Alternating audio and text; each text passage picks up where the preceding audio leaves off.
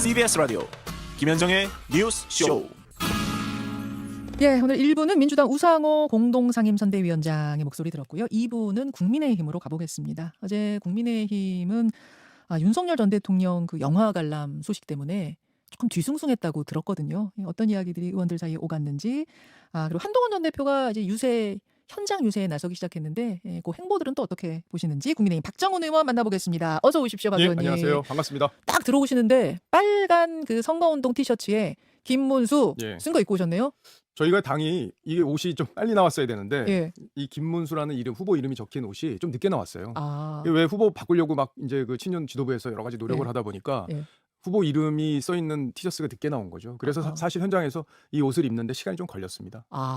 한동훈 전 대표는 왜 김문수란 이름 써 있는 거 안 입고 다녀? 막 그런 이야기도 하는 분들도 근데 계시고. 어제 그 얘기는 자세히 좀 이따가 더 할 텐데 어제 그 대구 유세 때 본인이 한동훈이 아니라 김문수입니다. 이렇게 본인 입으로 얘기를 했어요. 여러 차례. 그리고 왜냐하면 이제 지지자들이 한동훈 후보에 대한 이름을 연호를 하니까 본인은 그렇게 김문수 후보를 지지하기 위해서 내가 이 자리에 왔다는 걸 분명히 했습니다. 잠깐 그거 듣고 올까요? 그럼 어제 현장의 모습 잠깐 듣고 올까요?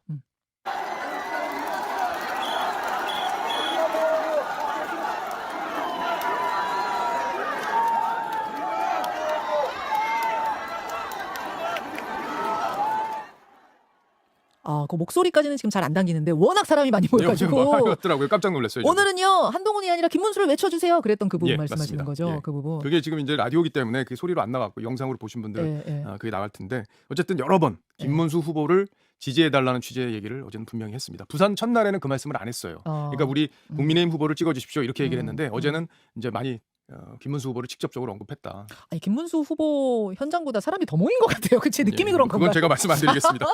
우리의 후보는 김문수입니다. 아니, 일각에서는 김문수라고 찍힌 옷 안 입는다. 그러니까 이거 진정성이 있는 거야 없는 거야 막 이런 비판이. 아니 근데 이게 가만히 한번 생각을 해보시면 지금 이제 경선 과정이 우리가 사실 공정했다고 얘기하기가 어려워요. 왜냐하면 단일화 이슈를 가지고 사실 김문수 후보를 만들어 놓고 그 다음에 한덕수 후보로 교체하려고 한 게 친윤 그 지도부의 생각 아니었습니까? 그 국민들 다 아는 얘기고 그 가운데 공정하지 않은 경선 때문에 사실 한동훈 후보로서는 피해를 본 측면도 있어요. 그런데 한동훈 후보는 지금 나와서 이렇게 열심히 돕고 있고 다만 홍준표, 한덕수, 유승민 후보는 경선에 참여하지 않았지만 이런 분들이 지금 돕고 있습니까? 그러니까 너무 한동훈 후보에 대해서만 너무 그렇게 가혹한 잣대를 대지 않았으면 좋겠어요. 왜냐하면 한동훈 후보는 우리 당을 계엄정당이라는 오명으로부터 지켜준 분이에요. 그리고 우리가 올바른 가치를 추구한 세력이기 때문에 사실 당으로서는 귀한 분입니다. 근데 너무 그렇게 밉다고 그렇게 함부로 말씀하시는 거는 저는 우리 당의 미래를 위해서도 바람직하지 않다.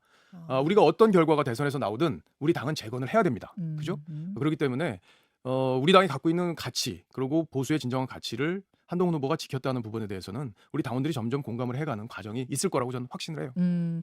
혹시 이제 12일 남았는데 김문수 후보와 함께 한 트럭에 한 무대에 오를 가능성도 있어요? 그거는 아직까지는 여러 가지. 왜냐하면 그제 부산에서와 또 대구에서 이게 한 발짝씩 달라졌잖아요. 이게 왜 그러냐면 사실 김문수 후보한테 요구했던 것, 선거 승리를 위해서 요구했던 것이 윤 대통령과의 절연, 그리고 자통당과의 절연, 그리고 이제 강성 유튜브와의 절연 이런 것들을 당에 요구한 거잖아요. 근데 그게 지금 지켜지지 않는 상황에서도 한동훈 후보는 나서고 있는 겁니다. 그렇다면은 앞으로 시간이 12일이 더 있기 때문에 한 대표가 어떤 모습으로 또 김문수 후보를 더 지지할지 이런 것들은 아직 가능성이 열려 있다. 저는 그렇게 보고 있어요. 알겠습니다. 박정훈 의원이 선거운동 이 복장을 입고 오시는 바람에 그 이야기부터 시작을 했는데 다시 이야기 좀 돌려서 판세는 어떻게 보시는가? 판세요. 지금 민주당은 입단속하기 좀 바쁘잖아요. 우리가 다 이겼는데 다 이겼다고 말하면 안 돼. 지금 이러고 있는 거 아닙니까?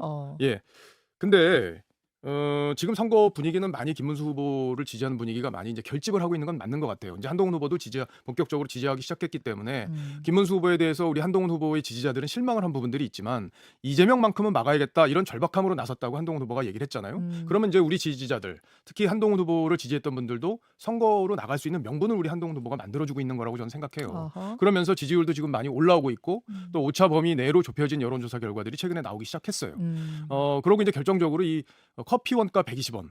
요게 저는 민주당에 굉장히 치명적이다. 이렇게 봅니다. 그러니까 자영업자들이 특히 커피를 판매하시는 자영업자분들이 굉장히 많잖아요. 근데 그분들이 마치 폭리를 취하는 것처럼 이재명 후보가 말씀을 하셨어요. 그래서 이재명 후보는 발언 취지는 그게 아니다. 이렇게 또 설명을 하셨지만 실제 발언 취지를 다 들어보면 야 그렇게 열심히 일해서 얼마 안 남는 당 만들지 말고 쉽게 돈 벌 수 있는 일에 커피 해. 이렇게 얘기했다는 취지예요. 그렇게 들리셨어요? 그럼 그거 아니라고 민주당에서는 그렇게 얘기하지만 지금 이 청취자분들도 그 말씀 다시 한번 들어보십시오. 그 닭 파는 것보다 커피 파는 게 쉽고 돈 많이 벌어. 이 얘기의 취지예요. 그때 그렇게 설득을 했다는 논리를 가지고 그 토론회 때도 얘기를 한 거기 때문에 다시 들어보셔도 마찬가지입니다. 그리고 이제 AI 100조 원 이런 부분도 네. 상당히 공허한 공약이었다는 걸 스스로 입증하는 얘기들을 했기 때문에 그런 것들이 아마 본인이 경제를 살릴 수 있다는 어떤 그런 국민들에게 주려고 했던 여러 가지 메시지에 그런 것들이 큰 타격이 됐다고 봅니다. 그 호텔 경제, 이른바 호텔 경제학이라고 호텔 경제학도 불리는 그것도 아까 마찬가지잖아요. 우상호 의원은 그거 일반 여론에는 아무 파장이 없다. 별 관심이 모아지는 이슈가 아니었다 말씀하시던데 그렇게 안 보세요? 아니 단순화해서 설명했다는 취지의 이재명 후보의 말에는 공감을 해요. 단순화하다 보니까 그런 약간 어거지성 얘기를 했다는 건데 그건 소비 승수 효과를 전혀 고려하지 않은 무지한 경제 논리예요. 예, 그러니까 돈이 결국에는 예약을 했다가 취소를 해도 돈은 결국 돌지 않았느냐 이걸 얘기하고 싶었다는 어떤 이재명 맞아요. 후보의 말은 단순화했다는 취지에는 공감을 하지만 실제로 벌어질 수 없는 경제학적 무지에서 비롯된 얘기이기 때문에 이재명 후보의 어떤 경제를 살리겠다는 말이 굉장히 공허해지는 건 분명합니다. 분명히 많은 자영업자분들 그리고 경제에 대해서 관심 있는 걱정하고 있는 우리 국민들 이렇게 해도 될까 과연? 이재명 후보의 공약대로 이게 될까? 하는 의구심은 충분히 저는 가졌다고 봅니다. 그러한 것들이 지금 조금씩 파장을 일으키면서 여론이 뭐 김문수 후보 쪽으로 좀 가고 있다 이런 말씀 지금 하시는 거예요? 영향을 주고 있다. 그리고 지금 저도 그런 주장을 많이 했지만 지금은 정상 국가로 돌려놔야 돼요. 우리가. 이게 민주당이 탄핵을 30번 하고 이게 말이 됩니까? 탄핵 인용된 거요. 딱 한 번. 윤석열 대통령에 대한 탄핵밖에 인용된 게 없어요. 단 한 번도 인용되지 않았습니다. 그 탄핵 과정에는 민주당뿐만이 아니라 우리 국민의힘 의원들도 동의해서 탄핵이 진행된 거고요. 나머지 모든 탄핵 절차는요. 다 부결됐어요. 다 각하되거나 헌재에서 이건 아니다 이렇게 결정이 난 거잖아요. 그럼 민주당 그렇게 한 거에 대해서도 국민들은 문제의식을 갖고 있다고 저는 봅니다. 그러면 윤석열 대통령이 심판을 받았기 때문에 의회 권력을 남용한 민주당과 이재명 후보도 저는 심판을 받아야 된다고 생각하고요. 그게 이재명 퇴출이 시대정신, 저는 그걸 명퇴시대 이렇게 네이밍을 했는데 지금 아직 12일이 남았기 때문에 우리 국민들이 거기에 대해서 냉정하게 판단하실 거라고 봅니다. 자, 아직 12일이 남았다. 국민들이 냉정하게 보실 것이다라고 말씀은 하셨습니다만 국민의힘 입장에서는 참 답답할 것 같은 장면이 어제 펼쳐졌어요. 무슨 얘기냐면 그 얘기 해야 돼요? 해야 됩니다. 예, 해야 됩니다. 예. 워낙 화제여서 어제 윤석열 전 대통령이 영화 관람을 했어요. 그러니까 석방된 후에 첫 외부 행사였는데 그게 하필이면 부정선거론을 주제로 한 다큐멘터리 관람장에 나타난 거였습니다. 거기서 옆에 전한길 강사, 오른쪽에는 또 이영돈 PD가 같이 앉아 있고 활짝 또 웃는 모습이 포착되기도 하고 이러면서 하루 종일 화제가 됐단 말입니다. 어떻게 보셨어요, 박 의원님? 아니 민주당에서는 지금 이재명 후보가 나 보수야 이런 반 아닙니까? 네, 중도 보수다. 그러니까 결국에는 중도 표심을 의식해서 여러 가지 이제 마음에 없는 말까지 전 한다고 봐요. 근데 지난 총선 때도 사실 윤석열 당시 대통령이 이제 이종섭 전 국방부 장관을 호주 대사로 보내면서 이 최상병 관련 문제가 사실 수면 아래로 내려가 있던 걸 다시 선거 쟁점화 시켰단 말이에요. 맞습니다. 그리고 이제 의대 정원 문제도 이제 기자회견을 자처하셔서 결국에는 기름을 붓는 역효과를 내기도 했고 그렇기 때문에 선거에서 우리가 굉장한 악재를 만났어요. 그때 당시에 돌이켜 보면은 야 우리 선거에서 150석은 넘을 수 있어. 이거 170석 가는 거 아니야? 이런 장성민 후보의 얘기가 나오면서 우리 선거에서 야 뭐 그런 얘기까지 하냐? 이거 조심해야 돼, 조심해야 돼. 이런 얘기까지 할 정도로 분위기가 좋았던 거를 완전히 엎어버렸어요. 완전 찬물 끼얹었어요. 근데 지금도 좀 비슷한 상황이 올지 몰라서 지금 걱정하고 있는 겁니다. 근데 오늘 이런 걱정들이 많이 공유가 됐기 때문에 대통령이 윤석열 전 대통령께서 이제 행보를 조심하게 되지 않을까 저는 나름대로 그렇게 기대를 하고 있고요. 이 이슈가 오래 가지 않았으면 좋겠습니다. 저는 이 얘기를 오래 길게 하는 것이 훨씬 부담스러울 정도로 대통령이 우리 당 선거에 큰 부담을 주고 있다고 생각합니다. 아니 왜 이러신다고 생각하세요? 이분도 뭐 대통령 3년이나 했고 정치공학적인 것들을 계산하시는 분일 텐데 이렇게 짠 하고 나타나면 이재명 대표가 슬로건으로 걸고 있는 내란 종시 그 프레임으로 말려간다는 거, 그거 돕는다는 거 모르실까요? 무엇보다 선거 앞두고요. 이 부정선거 얘기를 한다는 게 사실 큰 부담이에요. 왜냐하면 지금까지 드러난 것으로 볼 때 대법원에서도 여러 번 이 부정선거와 관련해서는 판결 결과가 있어요. 지금 근데 부정선거론을 주장하시는 분들의 심리나 또 의심하는 정황들은 저도 공감을 합니다. 다만 그렇게 선거가 이루어졌다는 확정적인 증거가 없어요. 그렇기 때문에 왜냐하면 선거를 총 사흘 하잖아요. 사전선거 이틀하고 그다음에 본선거 하루 하기 때문에 민주당 진영에서는 선거를 사흘 하는데 우리 진영에서는 선거를 하루밖에 안 하면은 투표율에 영향을 줄 수밖에 없습니다. 그렇기 때문에 지금 확정적인 증거가 나오지 않은 상황에서는 우리 지지자들이 적극적으로 투표를 할 수 있도록 독려를 해야 되고 윤석열 대통령도 사전선거에서 다 사전투표를 해서 투표를 하시지 않았어요. 사전투표하셨어요. 그분도. 그렇기 때문에 지금 이 시점에서 부정선거론에 다시 뭐 불을 지핀다든지 이런 것들은 선거에 굉장한 악재라고 좀 봅니다. 그래서 왜 그러냐고요. 근데 그 윤석열 전 대통령 왜 그러냐고요. 그러니까 남을 이해하려고 그러면요 본인이 힘들어요. 그래서 어쨌든 윤석열 대통령이 네. 이번 선거에 쟁점이 돼서는 안 된다. 네, 예, 그게 알겠습니다. 저희들 생각입니다. 어제 저 국민의힘 의원들 단톡방이 아주 그냥 부글부글했다는 보도 쟁점이 되면 안 봤어요. 된다고 그러는데 또 물어보시는데 단톡방에서 몇 분이 예, 예. 친윤으로 보이시는 의원분들도 그런 말씀을 하셨어요. 아, 심지어 예, 친윤 예, 의원들이요? 예. 이거 선거 앞두고 이렇게 나오는 거는 좀 자중을 좀 누군가 좀 시켜줬으면 좋겠다고 하는 분도 계셨고 이런 얘기 나오면 안 된다고 말씀하시는 분도 계셨고 지금 친윤 의원들도요 사석에서 얘기해 보면 네. 다 계엄 잘못됐다고 다 얘기해요. 이구동성입니다. 그래요. 제가 본 어떤 분도 계엄 잘했어 이렇게 얘기하는 분이 없어요. 예, 그런데 공개적으로 얘기를 안 하세요. 근데 그건 저는 잘못됐다고 봐요. 공개적으로 우리 당이 한 목소리로 계엄에 대해서 목소리를 내고 그렇게 해야지 국민들도 아, 저 당이 성찰하고 반성하는구나. 그렇지. 그러면 저 당에게 다시 한번 우리가 관심을 가져보자고 얘기하는 거지. 그런 얘기를 못 하고 가만히 있으면서 흘러가는 대로 이렇게 보는 거 잘못됐다고 봐요. 저는 그게 한동훈 후보가 강성 유튜브와의 절연을 얘기했잖아요. 예, 예. 그게 우리 당이 약간 볼모로 잡혀 있어요. 의원들도 그걸 의식합니다. 그 여론을. 아, 내가 나서가지고 개헌 잘못됐다. 뭐 얘기하면 탄핵해야 된다. 이런 얘기하면 막 씹혀요. 그쪽 그 표현이 맞는지는 모르겠지만 부적절합니다. 예, 어쨌든 공격을 가하기 때문에 입을 닫고 있는 거예요. 저는 그거는 정치인으로서 책임 있는 자세가 아니라고 봅니다. 예, 얘기할 건 얘기해야 돼요. 그래야 물론이죠. 다수 국민이 우리를 선택합니다. 김용태 비대위원장이 그런 측면에서 어제 좀 강하게 자기 소신을 피력했습니다. 어제 뭐라고 그랬냐면은 윤 전 대통령 이제 우리 당하고는 관계없는 분이다. 계엄에 대해서 반성과 자중하셔라. 이렇게 얘기했거든요. 예. 예. 저는 더 세게 얘기해도 된다고 봐요. 더 세야 된다. 왜냐하면 김용태 비대위원장은 지금 우리 당의 개혁의 상징적인 인물로 캐스팅된 분이에요. 그렇죠. 뽑힌 분이 아니잖아요. 그냥 친윤 세력들에 의해서 캐스팅이 된 거예요. 일단. 그러면 본인은 중도 민심에서 우리가 최대한 어필할 수 있는 말을 해줘야 되는 겁니다. 왜냐하면 친윤들이 못하니까. 아하. 그러니까 내세워놓은 곳에 캐스팅을 한 거잖아요. 네, 네. 그러면 본인은 윤석열 전 대통령의 그 말은 잘못됐습니다. 분명히. 예, 잘못됐다고 얘기를 해주고 또 우리 중도표에서 우리가 자성하고 반성하고 있고 우리는 분명히 윤석열 전 대통령과는 절연했습니다라는 걸 보여줄 필요가 있는 거죠. 물론 김문수 후보 입장에서는 윤석열 대통령을 지지하는 분들의 표심을 얻고 후보가 된 측면이 있잖아요. 네. 그렇기 때문에 그걸 부정하기는 쉽지 않아요. 그러니까 어제 김문수 후보도 같은 질문 받았는데 윤 전 대통령 영화 관람 어떻게 보십니까? 같은 질문 받았는데 뭐라고 답변하셨냐면 영화도 많이 보시고 사람들도 많이 만나시고 그런 게 좋은 거 아닙니까?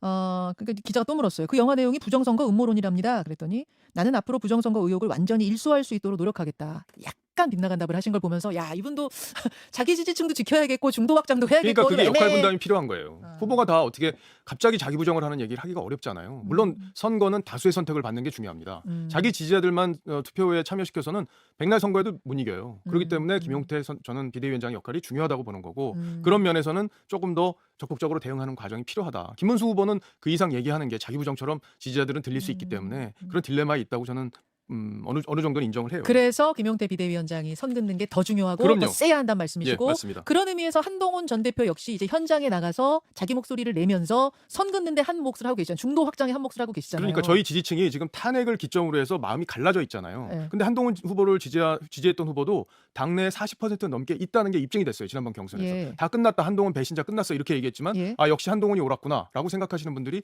40%가 넘었어요.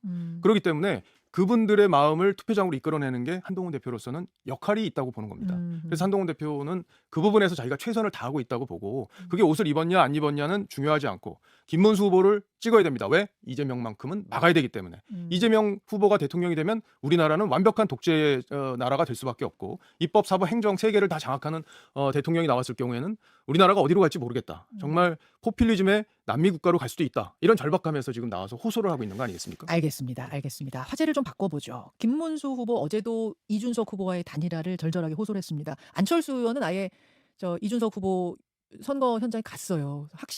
학교 급식 같이 먹으면서 단일화 또 설득도 하고 막 이랬던데 3일 남았거든요. 투표용지 인쇄까지. 박 의원님 보시기에는 가능성이 있다고 아니 보세요? 이준석 후보가 명확하게 단일화 안 한다고 얘기하지 않았어요? 했어요. 예. 네. 근데 단일화를 안 하는 이준석 후보의 이유가 있어요. 어제 안철수 의원이 거기 갔지만 네.